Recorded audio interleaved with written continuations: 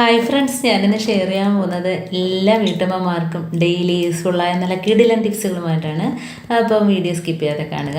അതിനായിട്ട് ഞാനിപ്പോൾ ആദ്യം ഒരു സവാളയാണ് എടുത്തിരിക്കുന്നത് കേട്ടോ. അതിൻ്റെ ആ മുകൾ ഭാഗം നമുക്ക് ഇതേപോലെ ഒന്ന് കുഴിച്ച് ചെത്തിയെടുക്കാം. അപ്പം മെഴുകുതിരി വെച്ചുള്ള ടിപ്പുകളാണ് ഞാനിന്ന് കാണിക്കുന്നത്. അപ്പോൾ നമുക്ക് തന്നെ ഇതേപോലെ സവാളയുടെ മുകൾ ഭാഗം കുഴിച്ചെടുത്തിട്ടുണ്ട്. ഇനി നമുക്ക് ആ സവാളയുടെ ബാക്ക് ഭാഗം ഇതേപോലെ കുറച്ച് മുറിച്ചങ്ങ് മാറ്റാം. അപ്പോൾ ഇതിനകത്ത് നമുക്ക് മെഴുകുതിരി വെക്കാനുള്ളതാണ്. ഇനി നമുക്ക് വേറൊരു സവാള ഇതേപോലെ അതുകൊണ്ട് പകുതി വെച്ച് മുറിച്ചെടുക്കുക. കണ്ടോ? അപ്പോൾ ആദ്യത്തെ ഒരു സവാളയുടെ ആ മുകൾ ഭാഗം കുഴിച്ചെടുത്തിട്ടുണ്ട്. രണ്ടാമത്തെ സവാളയുടെ പകുതി ഭാഗം എടുത്തിട്ട് നമുക്ക് അതിനകത്തോട്ട് ഗ്രാമ്പു കുത്തി കൊടുക്കാം കേട്ടോ. ഒരു 4 ഗ്രാമ്പുമാണ് ഞാൻ എടുത്തിരിക്കുന്നത്. നമുക്ക് 5 10 എത്ര വേണേലും എടുക്കാം കേട്ടോ. അപ്പോൾ ഇതിനകത്ത് നമുക്ക് ഇതേപോലെ ഈർക്കിൽ വേണം കേട്ടോ. ചൂലിൻ്റെ ഈർക്കിലോ ഏതെങ്കിലും ഒരു ചെറിയ ഇതേപോലത്തെ കമ്പ് നമുക്ക് മുറിച്ചെടുക്കാം. 4 കമ്പാണ് എടുത്തിരിക്കുന്നത്. അത് ഒരേ ലെവലിൽ നമുക്ക് ഇതേപോലെ ഒന്ന് കുത്തി കൊടുക്കാം. കണ്ടോ? ഇനി നമുക്ക് മറ്റേ സവാള ഇതിൻ്റെ മുകളിലോട്ട് കമത്താനുള്ളതാണ്. അപ്പോൾ അതിന് മുമ്പായിട്ട് നമുക്ക് മെഴുകുതിരി കത്തിക്കാനായിട്ടുണ്ട്.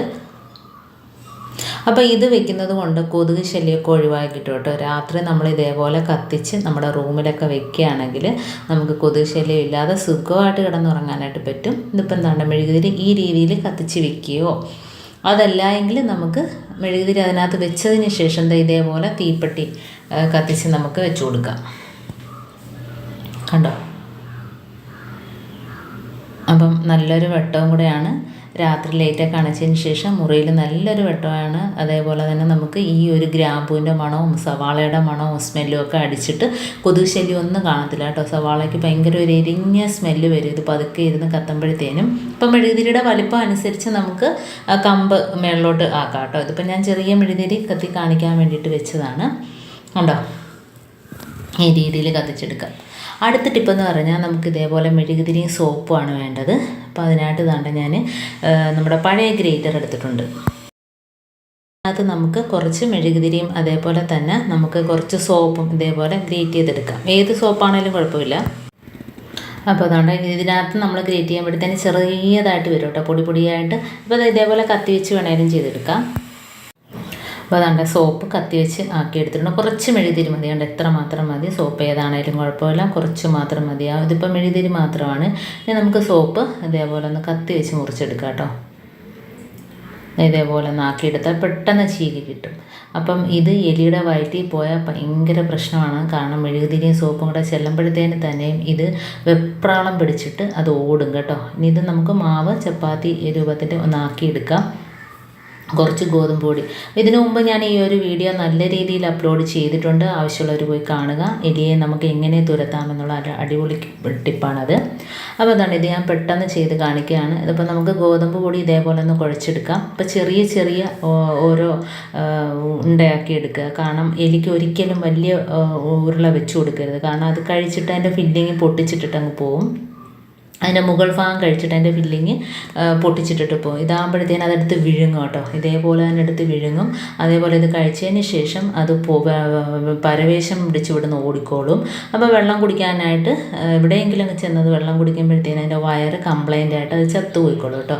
പിന്നെ തിരിച്ച് വരില്ല. നമുക്ക് എലിശല്യം അങ്ങനെ ഇല്ലാതാക്കാം. അപ്പോൾ നമ്മുടെ വീട്ടിൽ ഇതേപോലെ ചെയ്ത് റിസൾട്ട് കിട്ടിയതാണ് നിങ്ങളുമായിട്ട് ഷെയർ ചെയ്യുന്നത്. അപ്പം മെഴുകുതിരി വെച്ച് നമുക്ക് എലിയെ എല്ലാം തുരത്താമെന്നുള്ള വീഡിയോ ഞാൻ ഇട്ടിട്ടുണ്ട്. അടുത്ത ടിപ്പിലോട്ട് കിടക്കാം. അപ്പോൾ നമ്മൾ മെഴുകുതിരി ഇതേപോലെ ഫ്രീസറിനകത്ത് വെച്ചിട്ട് ഒരു അരമണിക്കൂർ കഴിഞ്ഞ് നമ്മൾ എടുക്കുകയാണെങ്കിൽ നമ്മൾ സാധാരണ കത്തിച്ച് വെക്കുന്നതിനേക്കാളും കുറച്ച് നേരം അധികം നമുക്ക് കത്തിച്ച് വെക്കാനായിട്ട് പറ്റും കേട്ടോ. അപ്പോൾ ഇതേപോലെ ചെയ്തെടുക്കാം. ഉണ്ടോ? അപ്പോൾ ഇനി നമുക്ക് കത്തിച്ച് വെക്കുകയാണെങ്കിൽ തോനെ നേരം കത്തിച്ച് വയ്ക്കും. അടുത്ത ടിപ്പിലോട്ട് കിടക്കാം. അപ്പോൾ നമ്മുടെ കത്രികയൊക്കെ ഇതേപോലെ ബെൻഡായിട്ട് ഇരിക്കുകയാണെങ്കിൽ, പ്രത്യേകിച്ച് തുരുമ്പിച്ച കത്രികയൊക്കെ എടുക്കുന്നതിന് ഇതേപോലെ പാടായിരിക്കും അല്ലേ. അപ്പോൾ നമ്മൾ ഇതേപോലെ മെഴുകുതിരി ഇതേപോലെ ചെറുതായിട്ടൊന്ന് തേച്ച് കൊടുത്താൽ മതി. അതിൻ്റെ ആ പിടിയിലും ആ ഭാഗത്തെല്ലാം. അപ്പോൾ നമുക്ക് കത്രിക നല്ല രീതിയിൽ നമുക്ക് തുണിയൊക്കെ കട്ട് ചെയ്യാനായിട്ട് പറ്റും കേട്ടോ. അപ്പോൾ ഇതേപോലെയൊക്കെ ചെയ്യാത്തവരൊന്ന് ചെയ്ത് നോക്കാം. ഇനി നമുക്ക് നെക്സ്റ്റ് ടിപ്പിലോട്ട് കിടക്കാം. അപ്പോൾ നമ്മൾ ഇതേപോലെ താക്കോൽ, നമ്മൾ ഡോറിലൊക്കെ ഇടുന്ന താക്കോലൊക്കെ കയറുന്നതിനും അതേപോലെ പൂട്ടുന്നതിനൊക്കെ ബുദ്ധിമുട്ടുണ്ടെങ്കിൽ ഇതേപോലെ മെഴുകുതിരി ചെറുതായിട്ടൊന്ന് അപ്ലൈ ചെയ്ത് കൊടുത്തതിന് ശേഷം നമ്മൾ പൂട്ടുകയാണെങ്കിൽ വളരെ ഈസി ആയിട്ട് തന്നെ നമുക്ക് ഡോറ് പൂട്ടുന്നതിനും അതേപോലെ തന്നെ നമ്മുടെ പൂട്ടുണ്ടല്ലോ, താക്കോലും പൂട്ടും അതിനകത്തോട്ട് ഇടുന്നതിനൊക്കെ എളുപ്പമായിരിക്കും കേട്ടോ. ഉണ്ടോ? അതേപോലെ തന്നെ നമ്മൾ പൂട്ടിൻ്റെ ആ ഭാഗത്തും കൂടെ കുറച്ചൊന്ന് തേച്ച് കൊടുക്കുക. കണ്ടോ? അപ്പോൾ പെട്ടെന്ന് തന്നെ നമുക്ക് പൂട്ട് തുറക്കുന്നതിനും അടക്കുന്നതിനും ഒന്നും പ്രയാസമില്ലാതെ നമുക്ക് ഈസി ആയിട്ട് തുറക്കി അടയ്ക്കുകയും ചെയ്യാം. അപ്പോൾ വാസലിൻ ഉണ്ടെങ്കിൽ ഇതേപോലെ തേച്ച് കൊടുക്കുക കേട്ടോ. അപ്പോൾ വാസലിനേക്കാളും നല്ലത് മെഴുകുതിരിയായിട്ടാണ് എനിക്ക് തോന്നിയത്.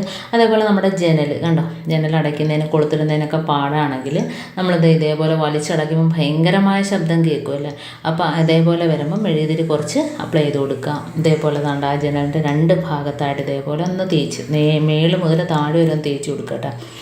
അപ്പോൾ ഇതേപോലെ ചെയ്യുകയാണെങ്കിൽ നമുക്ക് പെട്ടെന്ന് തന്നെ ജനൽ അടയ്ക്കാനായിട്ട് പറ്റും. മറ്റേത് കൊളുത്തിടാനൊക്കില്ല.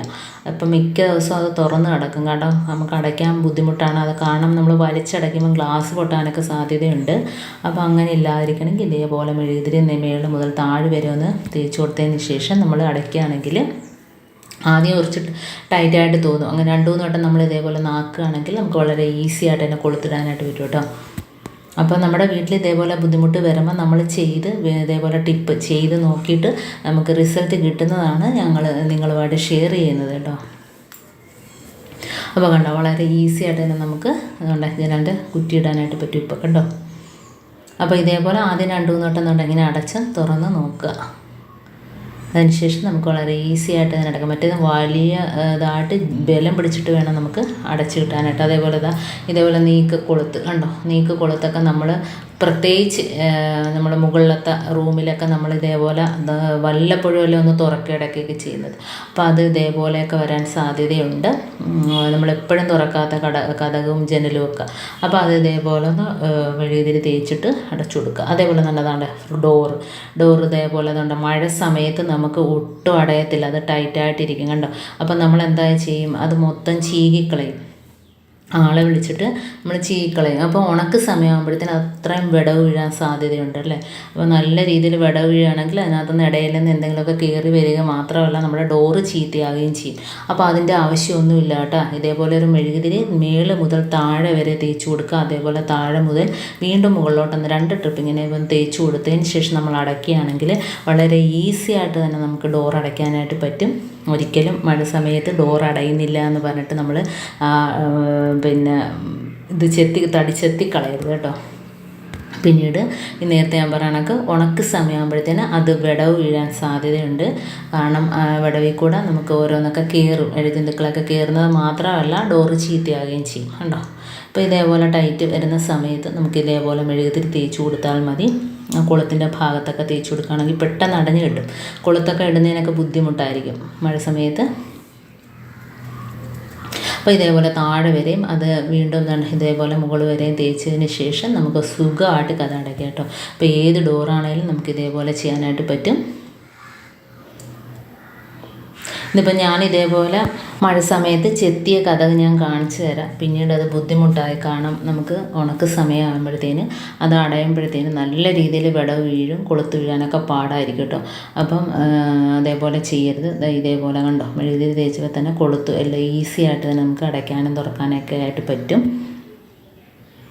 അതുപോലെ പൂട്ട് വീഴുന്നതും വളരെ ഈസി ആയിട്ട് തന്നെ പൂട്ട് വീഴും കണ്ടോ. ഒട്ടും അടയാത്ത കഥകായിരുന്നു കണ്ടോ.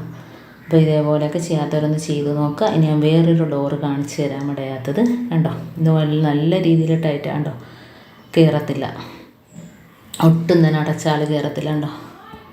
അപ്പോൾ അത് ഇതേപോലെ നമുക്ക് മെഴുകുതിരി വെച്ച് ഇതേപോലെ ആക്കി കൊടുക്കാം. ഇനി ഞാൻ ഇതേപോലെ മഴ സമയത്ത് മുമ്പ് ചെത്തിയ കഥക് കാണിച്ചു തരാം. അത് ഇതേപോലെ അടയാനൊക്കെ ബുദ്ധിമുട്ടാണ്. അതുകൊണ്ടാണ് ഞാൻ അങ്ങനെ ചെയ്തത്. പക്ഷെ അത് പിന്നീട് ബുദ്ധിമുട്ടായി മാറി. അപ്പോൾ അതും ഇതേപോലെ ഞാൻ മെഴുകുതിരി തേച്ചതിന് ശേഷം നല്ല രീതിയിൽ നമുക്ക് അടയ്ക്കാനായിട്ട് പറ്റും കണ്ടോ. ഇതേപോലെ ചെത്തിക്കളഞ്ഞ ഭാഗമാണ് അത്രയും കണ്ടോ. അപ്പോൾ നമുക്ക് മെഴുകുതിരി തേച്ചിട്ട് ഇതേപോലെ നല്ലോണം ഒന്ന് അടഞ്ഞു കിട്ടും. വാസലിൻ തേക്കുന്നതിനേക്കാളും നല്ല എളുപ്പമാണ് മെഴുകുതിരി കേട്ടോ. അപ്പോൾ മെഴുകുതിരിയാണ് എനിക്ക് കൂടുതൽ പ്രയോജനം ചെയ്തത്. അപ്പോൾ മെഴുകുതിരി വെച്ചുള്ള ടിപ്സുകളാണ് ഞാൻ ഇന്ന് കാണിച്ചത് മുഴുക്കയും.